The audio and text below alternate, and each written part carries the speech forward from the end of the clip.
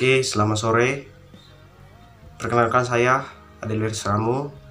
Di sini saya akan memberikan video atau memberikan informasi, dan saat ini kita akan membahas bagaimana virus yang saat ini sedang menyebar atau sedang tersebar pada ternak babi, yaitu virus ASF atau African Swine Fever. Virus ini merupakan salah satu virus yang saat ini menyerang ternak babi, khususnya di wilayah Manggarai secara umum. Oke, di sini saya tidak memberikan bagaimana pencegahan agar ternak babi itu sembuh, tetapi saya akan memberikan video edukasi atau saran untuk masyarakat, khususnya masyarakat Manggarai secara umum. Jadi yang perlu kita ketahui bagaimana itu virus atau bagaimana virus ini bekerja. Oke, yang pertama, virus ini bekerja itu akan menyebar.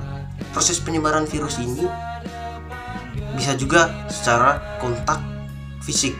Dalam hal ini ketika kita telah mengunjungi salah satu kandang yang dimana kandang tersebut sudah terpapar atau terkena virus ASF ini sendiri, sehingga setelah itu kita akan pergi atau masuk di kandang berikutnya yang dimana di situ belum pernah atau belum terjadi atau belum terpapar virus ASF ini. Nah, di situ kita akan melakukan kontak dalam hal ini kita akan mengelus-elus, karena biasanya masyarakat Manggarai itu ketika memberikan makan terhadap ternak babi itu sendiri, mereka akan pegang pundak atau bagian atas dari ternak babi. Nah, disitulah salah satu bentuk di mana kita akan menyebar virus secara kontak fisik. Yang kedua, yaitu di mana proses penyebaran virus ini bisa juga melalui udara.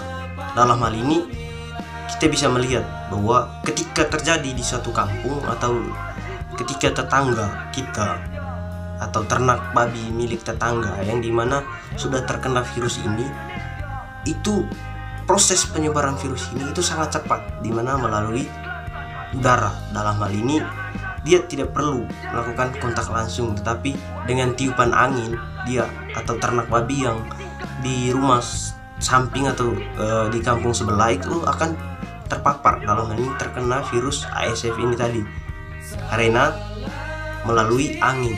Oke. Di sini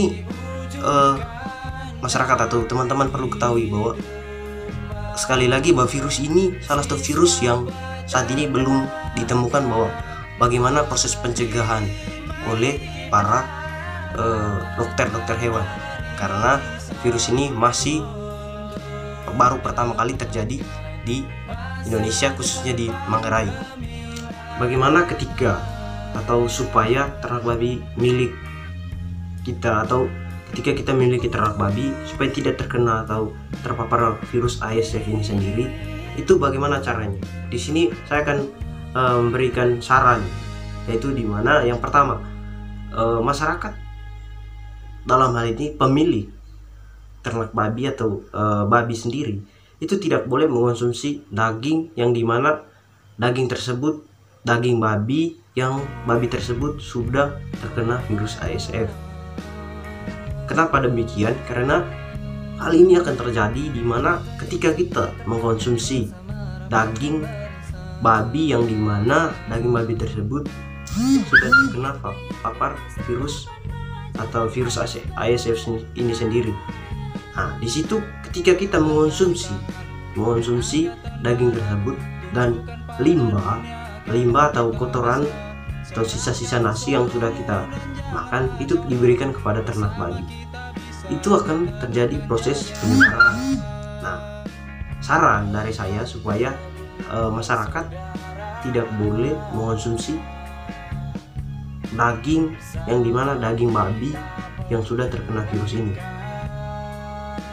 Virus ini secara umum memang tidak terkena atau tidak dapat menular terhadap manusia, tetapi ini kita bisa tahu bahwa proses penyebaran virus ini bisa juga melalui manusia. Oke, seterusnya saya berikan saran untuk masyarakat agar tidak boleh dalam hal ini mengonsumsi daging itu, karena kita perlu pahami atau kita perlu jaga-jaga dalam hal ini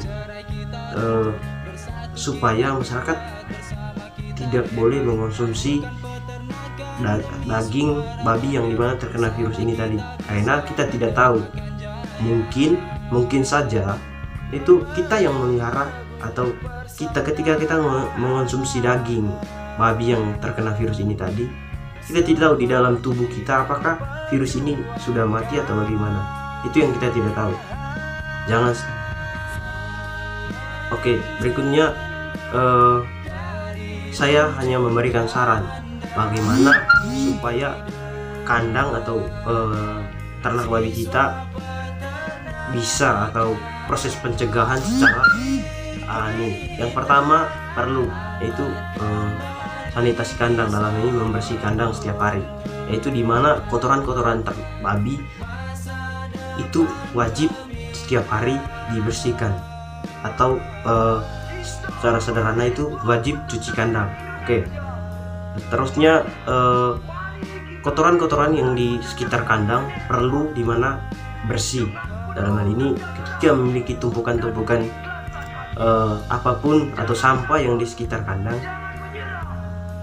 kita wajib membersihkan hal itu atau membersihkan sampah tersebut agar penyebaran virus bisa terkendali. Dalam hal ini virus-virus yang ada di sekitar kandang bisa mati.